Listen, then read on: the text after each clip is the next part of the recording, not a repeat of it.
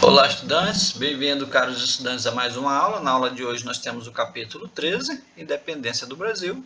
Então, todos nós sabemos que no dia 21 de abril e 7 de setembro são feriados nacionais, são marcos dessa memória nacional. Então, 7 de setembro de 1822, data da independência do Brasil. Claro que essa independência precisa ser discutida, precisa ser melhor pensada, não temos uma independência plena. Ao contrário disso, temos uma série de problemas de desigualdade econômica, desigualdade social, injustiça, preconceito. O Brasil ainda com uma série de problemas, ainda uma herança do período da escravidão, do período colonial. Então, nossa independência precisa ainda ser ampliada. Então, temos aqui um quadro que representa Dom Pedro I em cima de um cavalo. E, na sequência, nós temos crise colonial, contradições e declínio de um sistema de exploração. Então, o Brasil vivia sob esse regime do pacto colonial. Então, a sociedade colonial era essa estrutura em que você tinha alguns grupos, grupos socioeconômicos, que você via aqui no livro. Então, você tinha no topo então dessa pirâmide social os colonizadores, que era um grupo que representava mais diretamente os interesses do governo português. Faziam parte desse grupo português aqueles que estavam à frente da política e dos cargos administrativos, os principais cargos, governadores, juízes, desembargadores, militares de alta patente, bispos. Então eram os mais, digamos assim, privilegiados.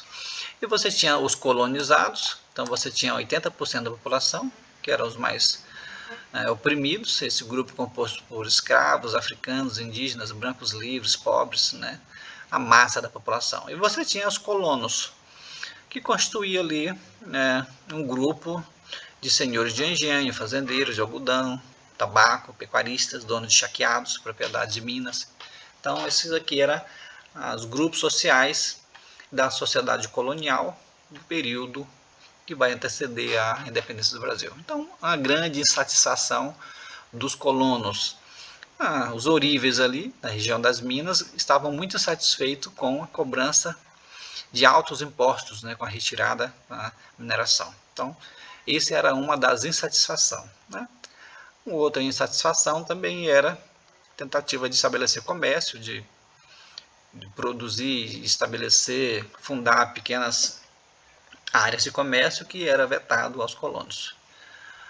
Uma imagem da época. Na sequência, então, nós temos algumas rebeliões coloniais. Durante esse período, no Brasil, vai surgir aí, ao longo do território brasileiro, como você vê no mapa, conflitos no período colonial, uma série de conflitos espalhados aí pelo mapa, pelo território brasileiro, de norte a sul. Então, você tem lá em cima a Revolução de Beckman. Então você tem a Guerra dos Mascates, Guerra dos Emboabas, Conjuração Baiana, Revolta de Vila Rica, Conjuração Mineira, Guerra dos Emboabas. Então você vê aí na região das Minas Gerais, Nordeste brasileiro, São Luís, essas revoltas em função dessa insatisfação que o controle da metrópole exercia, controle Portugal, metrópole exercia sobre a colônia que era o Brasil.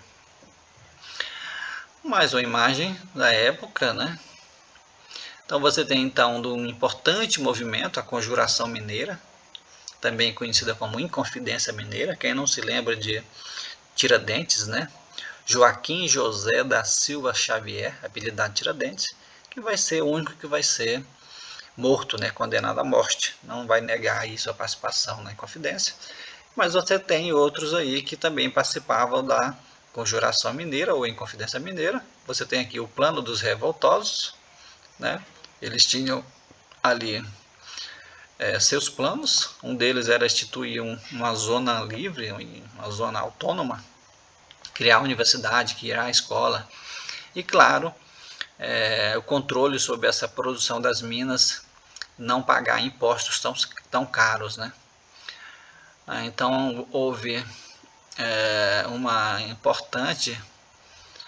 Quem eram esses inconfidentes? Os confidentes, aí você tem os nomes principais: Cláudio Manuel da Costa, que era fazendeiro, Inácio da Alvarenga Peixoto, minerador.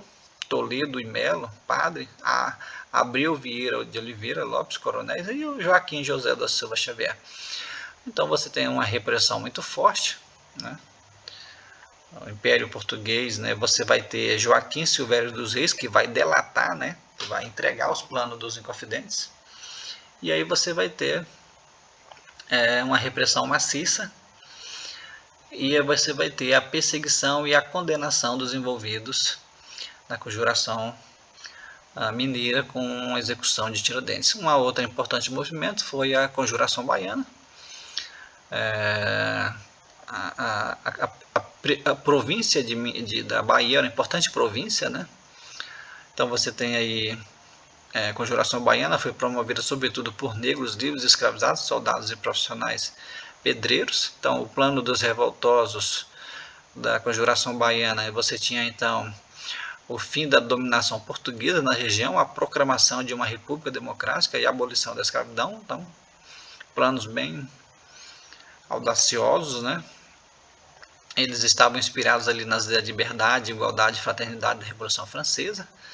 Lembrando que muitos desses brasileiros estudavam na Europa, então estavam interagindo com o que era divulgado lá na Europa, as ideias da Revolução Francesa. E teve também uma violenta repressão contra os conjurados baianos.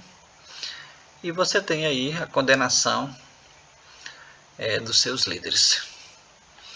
Aqui na sequência nós vamos ter a corte no Brasil, né? A vinda da família real portuguesa para o Brasil, a chegada da corte portuguesa Dom João VI no Brasil, com a sua mãe, né, a rainha Maria I, fugindo de Napoleão Bonaparte do bloqueio continental, bloqueio que a França havia imposto ali na Europa, e Portugal havia também sofrido dessas sanções no período que tentava estabelecer comércio com a Inglaterra. Então você vê aqui um retrato, uma pintura, a pintura desse período da chegada de Dom João VI no Brasil. Você vê aqui o governo de Dom João no Brasil. Dom João no Brasil vai elevar a categoria do Brasil a Reino Unido a algaves, e aí fim do monopólio comercial, abertura dos portos, né? Dom João vai tomar uma série de medidas, criação do Banco do Brasil, criação da Marinha Brasileira, criação da Escola de Medicina. Então, uma série de medidas então adotadas aí pelo Dom João VI, Dom João aqui no Brasil. Então veja, a elevação do Brasil a Reino Unido a algaves, né, para agradar essa elite, a cultura para uma elite, né? Então você tem o Dom João VI, foi responsável pela implantação no Brasil de diversas academias e instituições, né? Falei agora há pouco, Academia Militar, Marinha, Hospital Militar, Jardim Botânico, Biblioteca Real, que deu origem à Biblioteca Nacional atual, que fica no Rio de Janeiro, a Imprensa Régia. Então, uma série de realizações, ok? Vamos ficar por aqui, boa aula.